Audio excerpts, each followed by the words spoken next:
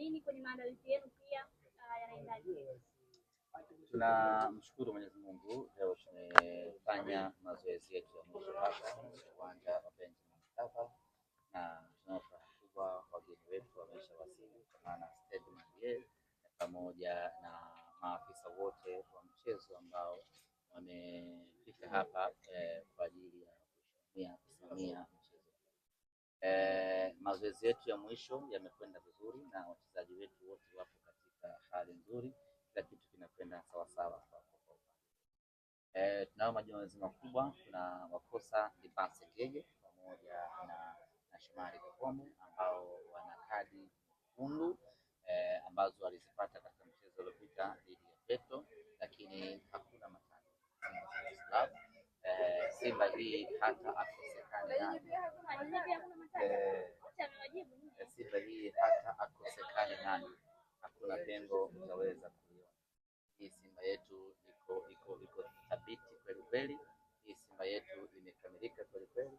Tunakosa watu wawili muhimu, Libasi na Kapombe, tena wote upande mmoja wa kulia, lakini hakuna shida, waliopo wanaweza kuifanya kazi hii kwa ufanisi na fasaha wa hali ya juu. Kesho tunakwenda Benjamin Mkapa kwenda kuhuisha upya kauli mbiu ya kwa Mkapa hatoki. Mwaka huu kauli mbiu hii imekutana na misukosuko hapa na pale.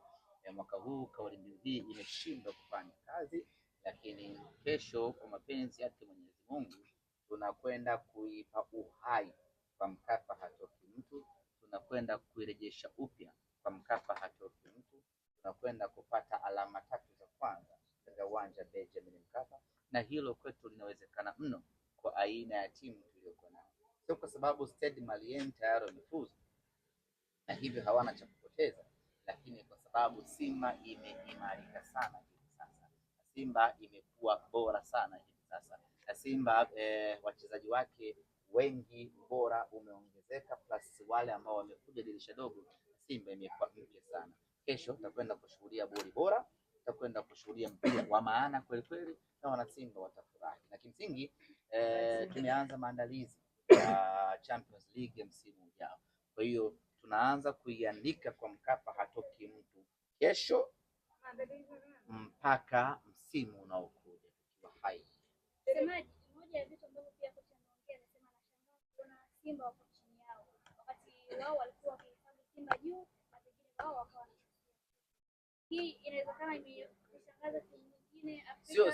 Sio timu nyingine, dunia nzima imeshangaa. Yes, hata watu wa Ulaya huko wanatuuliza sisi imekwaje tunazoea na sio tu hamjafuzu, lakini imeshika nafasi ya 4 kwenye na msiseme nafasi ya mwisho, semeni nafasi ya 4. Kwa watu huko wanatuuliza, wa Ulaya, wa Asia, wa Amerika Kaskazini, Amerika Kusini, wanatuuliza, wanashangaa ni katika maajabu makubwa ya dunia hii kwamba Simba inakuwaje inashika nafasi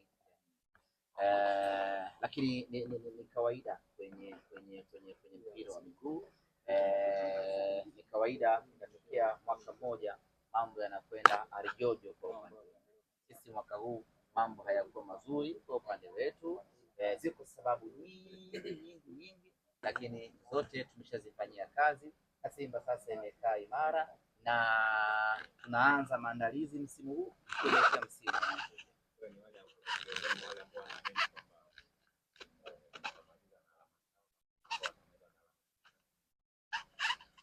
Tunajiangalia sisi zaidi. In fact hata hizo alama 5 zenyewe hakuna kitu kitatusaidia ikaleta, lakini tunachofanya sisi ni kushinda.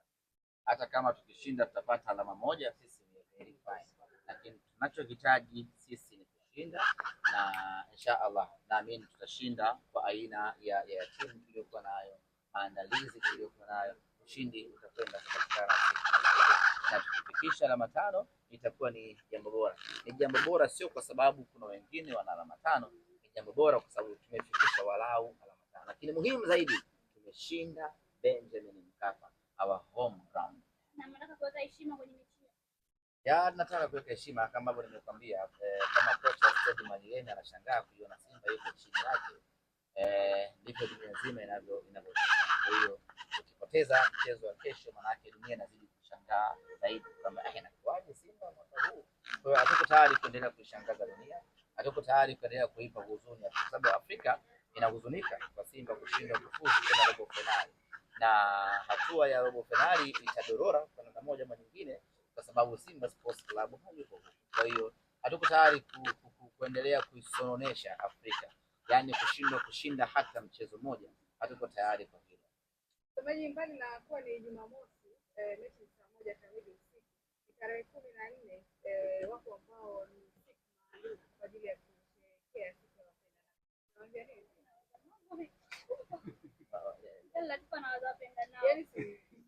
wapendanao. Kesho ndo siku ya wapendanao. Waje uwanjani na kapo zao ya wale watu wenye sema, wale watu wenye mahaba yao waje na wenza wao, waje wapate burudani na kuonesha mapenzi zaidi. Njoo nao wote, njoo nao wote, sisi tujaze uwanja. Kwa mfano ukiamua zako wawili uje na wachumba zako wote watano, maana yake automatic sisi tunakwenda kujaza huu uwanja kwa wepesi zaidi. Kwa hiyo kama una wapenzi wengi, waoneshe mapenzi yenu. Ndio nao Benjamin Mkapa. Dada, una mimi hauna? Basi njoo peke yako.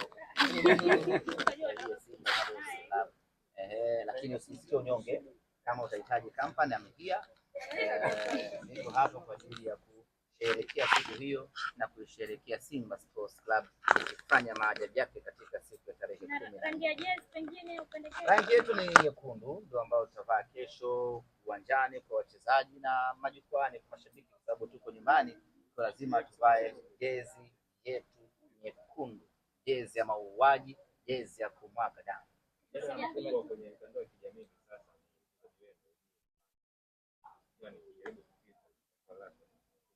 nakutana na hizo articles kwamba sasa ana mapenzi na Yanga. Hata pia nimeona na habari wa Yanga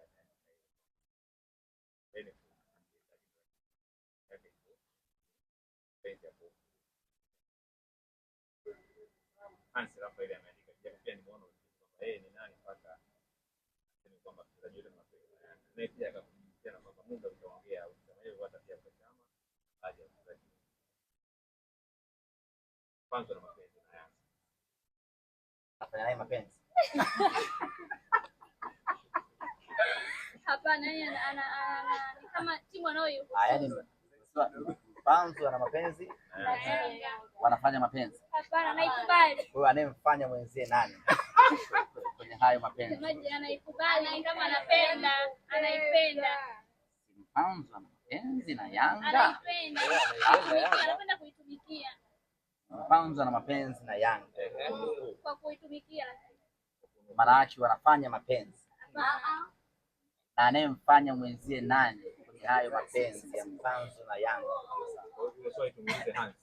Muulizeni Hans, nani hapo anayefanywa? Sio kufanywa. Yaani ana mapenzi na Yanga kwa maana kwamba anaipenda. Kama wewe unavyoipenda Simba, wewe unaipenda Simba. Nyinyi kawaulizeni sasa vizuri. Kamuulizeni huyo bwana. Umesema Panzu na mapenzi na Yanga. Sasa nani? Kwa hiyo wanafanya mapenzi. Hapana, semaji. Jambo la kwanza kabisa. Alafu akisha kujibu wanafanya mapenzi, sio na mapenzi. Nani anafanywa hapo? Sasa majibu yako hivi kwamba yani hana furaha tu. Ila yeye anaipenda Yanga kwa kuitumikia kama wachezaji wengine. Sio maana hiyo ambayo umeelewa. Nani kasema? Ndio mtandaoni. Hans Rafael ni mpuzi tu kama walivyo wapuzi wengine wote ambao unawaona sehemu mbalimbali. Huwezi kusema namna hiyo mchezaji fulani ana mapenzi na huko ni kutaka kuunganisha mchezaji husika na waajiri wake kwa wakati. kama wanamtaka Mpanzu wala haina shida, wala wasihangaike kujizungusha wala nini, wakamtuma Mpanzu wakamtuma Hansi kumchonganisha Mpanzu na Simba, wala wasihangaike. Taratibu wenyewe wanaojua uko wazi tu, wanasubiri muda ukiisha, wanamchukua baada hapo wanakaa naye, kama ni mwaka mmoja, kama ni miaka mingi, inawashinda, alafu tunajua kitu gani sisi hatuna wasiwasi katika maeneo ambayo hatuna wasiwasi hata kidogo. Ni mchezaji wetu kutoka Simba kwenda Yanga, yaani hatuna mashaka hata kidogo, yaani hatuna wasiwasi hata mmoja, kwa sababu kinachoendelea baina ya wachezaji wanaokwenda huko na hiyo timu wenyewe, wachezaji wanakijua, na baada ya muda muhimu tu ukishaondoka usifute namba zetu, sababu sisi ni mtakuja primary school.